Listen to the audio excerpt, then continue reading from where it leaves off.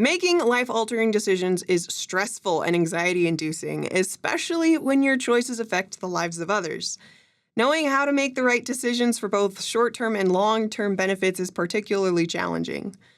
As the king of Israel, Solomon had to consistently make very hard decisions, and the narrator of 1 Kings chapter 11 makes it pretty clear that Solomon did not always make the right choices. 1 Kings chapter 11 details a lot of Solomon's missteps as God's anointed ruler, and the chapter pays particular attention to the effect that his marriages had on Israel.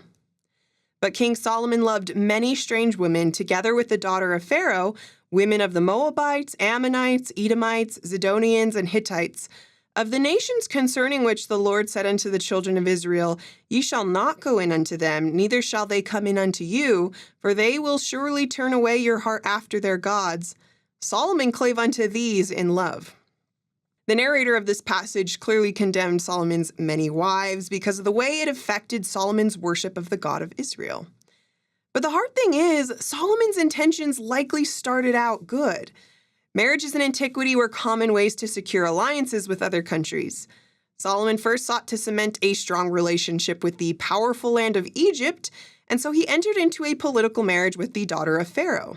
1 Kings chapter 3 explained that Solomon made affinity with Pharaoh, king of Egypt, and took Pharaoh's daughter and brought her into the city of David.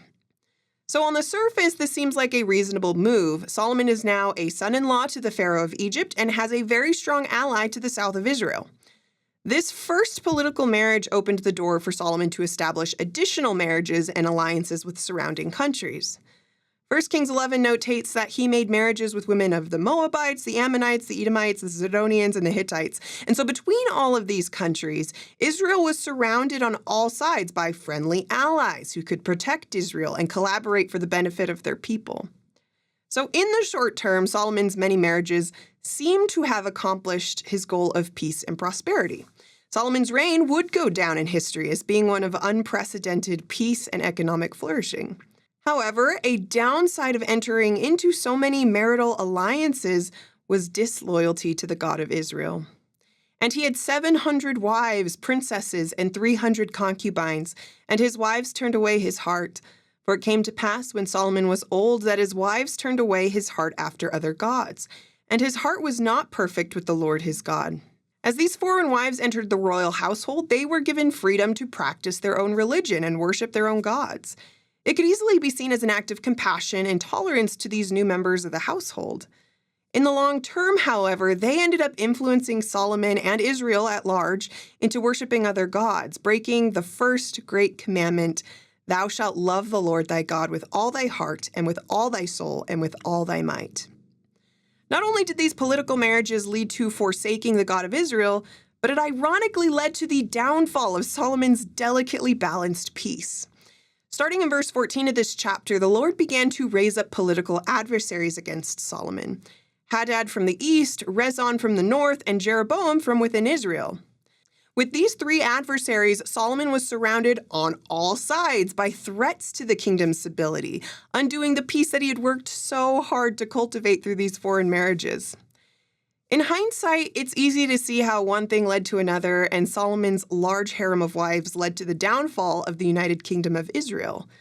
However, in the moment, it can be hard to see how small decisions can lead to long-term negative consequences.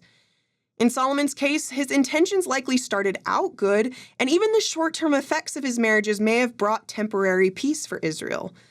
But the long-term effects caused the split of the United Monarchy, decades of destabilization, wickedness, and idolatry. In our lives, it can be easy to see how seemingly harmless small decisions may produce temporary benefits for you and those you love. However, if those decisions cause us to deprioritize the first great commandment to love God, they're not going to benefit us in the long run. Elder Dietrich Christofferson taught, ignoring the first commandment or reversing the order of the first and second commandments risks a loss of balance in life and destructive deviations from the path of happiness and truth. Love of God and submission to Him provide checks against our tendency to corrupt virtues by pushing them to the extreme. Compassion for our neighbor's distress, for example, even when the suffering is brought about by his or her own transgression, is noble and good.